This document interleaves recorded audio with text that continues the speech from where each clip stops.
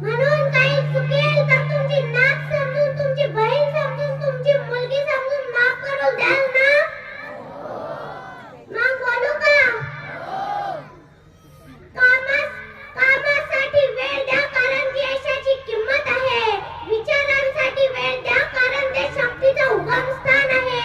वाचण्यासाठी वेळ द्या कारण तो ज्ञानाचा पाया आहे.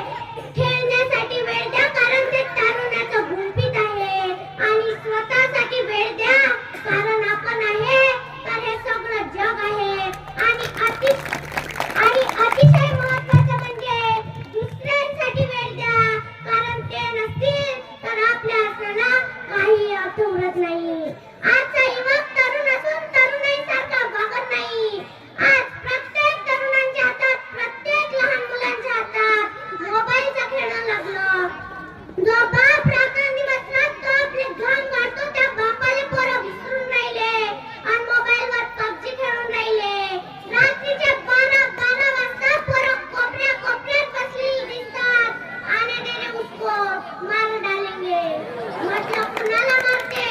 पाहावं त्याची तब्येत, हातापायाच्या काळ्या, छातीच्या पत्रवाड्या.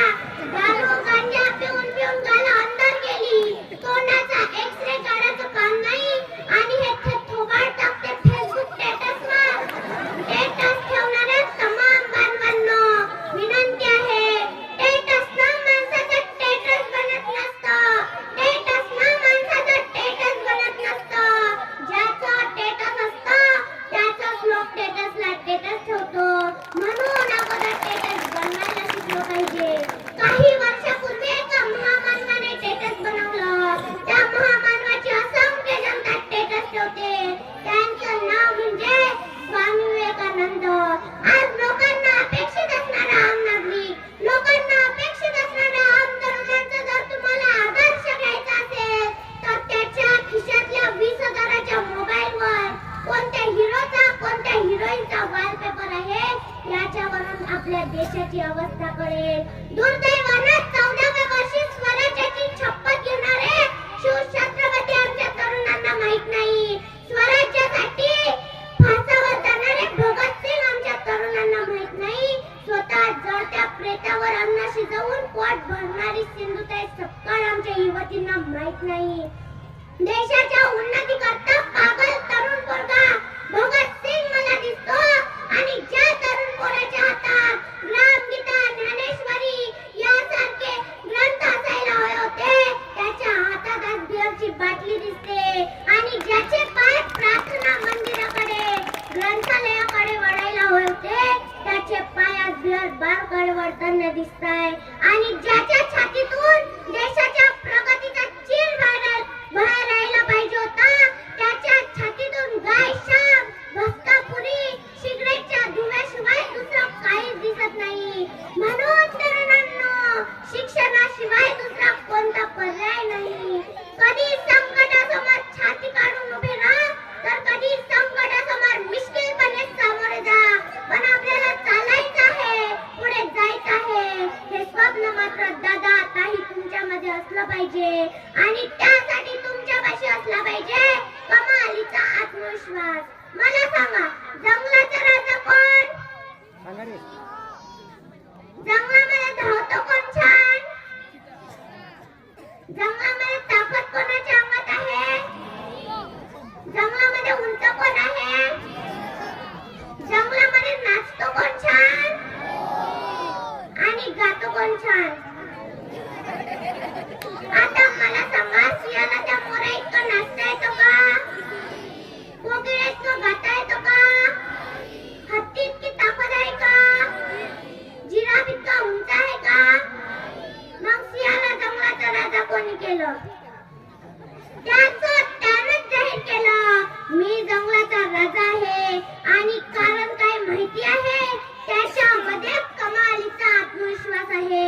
सकाळी उठून असा रुबाबात चालतो ना, समोर किती मोठा प्राणी आला त्याच्या डोळ्यात डोळे घालून बघते सिंह आणि त्याला म्हणते, जंगलाचा राजा मी आहे, बाजूला हो. हा जो कमालीचा आत्मविश्वास आहे ना, हा आत्मविश्वास पोरांनो तुमच्यामध्ये असला पाहिजे. मोठी स्वप्न बघा, काय करायचं त्या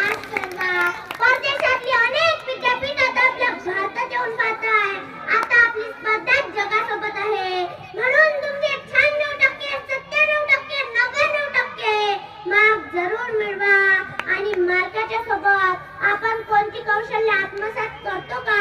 जपानचं हिरोशिमा नागासाकी सगळं उद्ध्वस्त झालं, पण जपान पुन्हा ताठ मानेने उभं राहिलं. कुणाच्या भरोशावर उभं राहिलं? तर आपल्या सारख्या चेंगू मेंगू पोरांच्या भरोशावर उभं राहिलं. पोरांना कळलं आमचं काम, आमचं ज्ञान हे देशासाठी आहे, पण आमचं झालंय काय? आम्ही सगळे मार्गांमध्ये अडकलोय. माझं सगळ्या पालकांना सांगणं आहे, पोरांना चांगल्या शाळेत टाकलं म्हणजे आपलं कर्तव्य संपत नाही. पोरांना शिक्षकांच्या हातात देऊन टाकलं म्हणजे आपली जबाबदारी संपत नाही. घरी गेल्यावर 5 मिनिट पोरांच्या अभ्यासाविषयी आपण बोलतो का? तुम्ही म्हणाल आम्हाला वेळ कुठे आहे, आम्हाला त्याचं इंग्रजी कळतं का, आम्हाला त्याचं गणित कळतं का, आम्हाला त्याचं सायन्स कळतं का? नाही कळलं तरी चालेल, पण पोरांना विचारा आज काय शिकलाय शाळेत, उद्या काय अभ्यास लिहून आणायला सांगितला.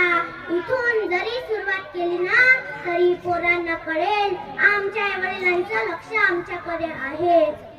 एखादी गोष्ट करायची आहे पण धाडस नसणं. बरं, भीती फक्त अपयशाची नसते, बऱ्याचदा भीती अशाची असते. आमच्या इथे एका नातेवाईकाचा जपानला जाण्यासाठी नंबर लागला. यांना भीती विमानात बसायची, विमान पडले तर मी मरून जाईल. आता एवढ्या शिकल्या सवरल्या माणसाला विमानात बसायची भीती वाटावीच कशी? ही भीती सगळ्यात धोकादायक आहे आणि ही भीती बाहेरून कोणी निर्माण करत नसते, ती आपल्या मनातून निर्माण होते, ती आपल्या आत्मविश्वासाच्या अभावातून निर्माण होते. बरेच लोक जमेल का तुला? नाही नाही, खूप कठीण विषय असतात. अरे परीक्षा कोण देणार आहे? आमच्या इकडे सगळं असंच असतं. सायकल शिकू का? नाही नाही, पडशील. पोहायला जाऊ का? नाही नाही, बुडशील. अरे मग करू तर करू काय? टीव्ही बघ. कसा हो, आमच्या लहानपणी आपण लहान असताना आपले आई वडील आपल्याला म्हणायचे इकडे नको जाऊ भाऊ आहे, तिकडे नको जाऊ भाऊ आहे, अंधारात नको जाऊ भाऊ आहे. लहानपणाच्या कोवळ्या मेंदूत तो भावाचा बसतो ना, लग्न झाल्यावर पण बरेच लोक अंधाऱ्या खोलीत जातच नाही. हा दोष त्या माणसाचा नाही, त्याच्यावर लहानपणी जे संस्कार झाले ना, अंधारात भाऊ असतो तो जातच नाही. किती मोठी अडचण निर्माण झाली. आमची सतत आमच्या अर्धजागृत मनावर कुणीतरी भीती घालत असतं. यूपीएससी, अरे बापरे बोलूच नका. एमपीएससी, ते तर सांगूच नका, ती तर फारच कठीण आहे. छोट्या स्पर्धा परीक्षा त्याही कठीणच आहे. डॉक्टर की वकील की तीही कठीणच आहे. अरे बाबा, मग सोपं काय आहे? यशाची पायरी जर तुम्हाला गाठायची असेल तर ध्येय आणि कष्ट ठरवावंच लागेल. आमचे आई वडील कधीच आम्हाला म्हणत नाही बेटा अभ्यास कर. आमचे आई वडील आम्हाला म्हणतात बेटा जो विषय तुला खूप आवडतो ना त्यात एवढं समज जा, एवढं समज की तुझ्या बरोबर कोणी राहूच नाही. आणि माझा मोठेपणा मन सांगत नाही, मी कोणतेही चित्र द्या 5 मिनिटात काढू शकते. आणि भाषण पाठांतरचा सोडा वर्ग 12वीचं पुस्तक 5 ते 6 दिवसात पूर्ण पाठ करू शकते. आणि हे मीच नाही तर तुम्ही पण करू शकता, पण त्यासाठी लागतो कमालीचा आत्मविश्वास. तुम्ही नापास झाला, मार्क कमी पडले, कदाचित तुम्ही मागच्या तलाठी पोलीस मध्ये नसाल. ना लागू द्या, कारण एक जिससे कोई सिकंदर और एक खान से कोई फकीर नहीं होता. त्यासाठी आपल्यालाच आपल्या स्पर्धा परीक्षा कराव्या लागेल. आपण काल कुठे होतो, कोणत्या वाईट लोकांच्या संपर्कात आलो, त्यांच्यासोबत आपण किती वेळ गमावला, त्यात आपण काही शिकलो असतो का? आमच्या आई वडिलांचा आपण विचार करत नाही. आपले आई वडील स्वतः चप्पल बनियान पण घेणार नाही, पण आम्हाला काहीच कमी पडू देत नाही. आमच्या वडिलांनी घेतलेले कर्ज, शेतीची नापिकी, पिकाला न मिळालेल्या बाजारभावामुळे आमच्या वडिलांच्या चेहऱ्यावरल्या सुरकुत्या पहा. मग तुम्हाला कदाचित कुठल्या गोष्टीची, कुठल्या भाषणाची, कुठल्या स्टेटसची भविष्यात गरज पडणार नाही. एक राजा होता, त्याला एकुलती एक सुंदर मुलगी होती. त्या मुलीचं लग्न करायचं ठरवलं. आता राजाला जावई पाहिजे होता शूरपराक्रमी. त्यासाठी काय करावे, तर राजाने स्विमिंग टँक हाऊस बांधला आणि सांगितलं जो कोणी या हौदावरून या काठावरून त्या काठावर पोहून जाईल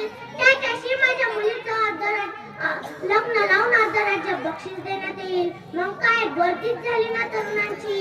हौसे गौसे नवसे सर्वच जमा झाली. ज्यांना पॅन्ट घालायची पण अक्कल नव्हती ते पण लाईनला लागले. आहेत काय काकू, या शेल्यावरून त्या शेल्यावर तर जायचं आहे. त्यासाठी एवढी सुंदर मुलगी आणि अर्धराज्य कशाला म्हणते. एकानं तर कपडेच काढले आणि उडी मारतो का तर तेवढ्यात राजाने घोषणा केली. मी काय तुम्हाला येडाळाने वाटलो का रे. माझ्या काळजाचा तुकडा माझा अर्धराज्य सहजच बक्षीस ठेवेल. या उदास साप आहे, मगर आहे, विंचू आहे, खेकडा आहे. कपडे काढणाऱ्यानं तर कपडेच घालून घेतले आणि मनात म्हणाला, ज्या नाही तो जहान आहे, जीवन एकदाच मिळते, मेल्यावर काय कामाची. बापाची सुंदरी अर्धराज्य. त्याने कपडे गिपडे घातले. अर्धा तास झाला, पाऊण तास झाला, कुणी उडी मारायचं धाडसच नव्हतं दाखवत आणि कुणीतरी एक पटकन उडी मारली. राजा कोमात गेला.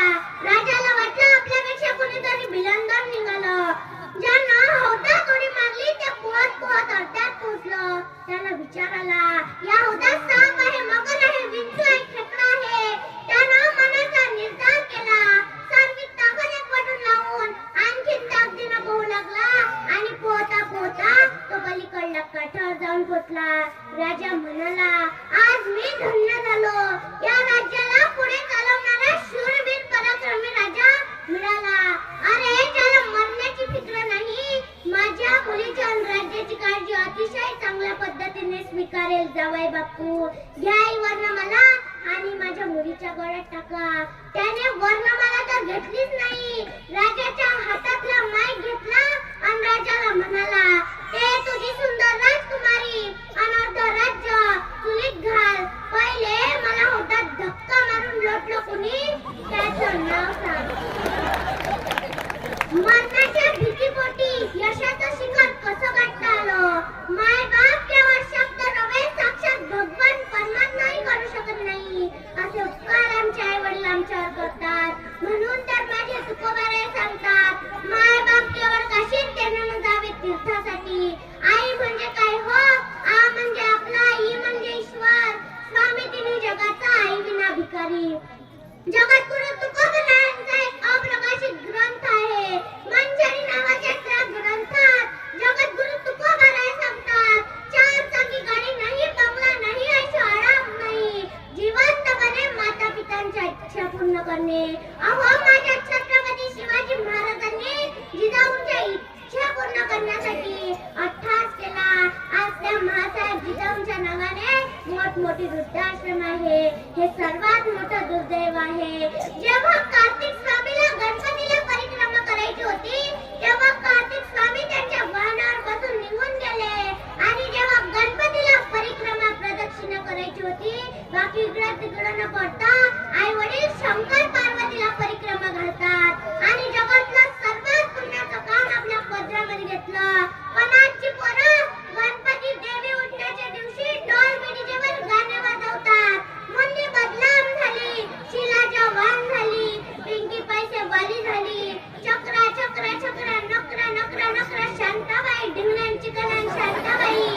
आता शांत झाली, कंठ झाली, आता कुणाचं नाव. आता आला बाबूराव, आता आला बाबूराव, आता आला बाबूराव, आता आला बाबूराव. मी सगळ्या मुलींना सांगते, हात जोडून विनंती करते, ज्या कष्टानं तुमच्या बापानं तुमच्यासाठी रात्रीचा दिवस केला आणि त्यांना सोडून जर तुम्ही पडून जात असाल तर त्या आईच्या पोटी जन्म घेऊन तुम्ही दुसऱ्याच्या बापाला होतात का.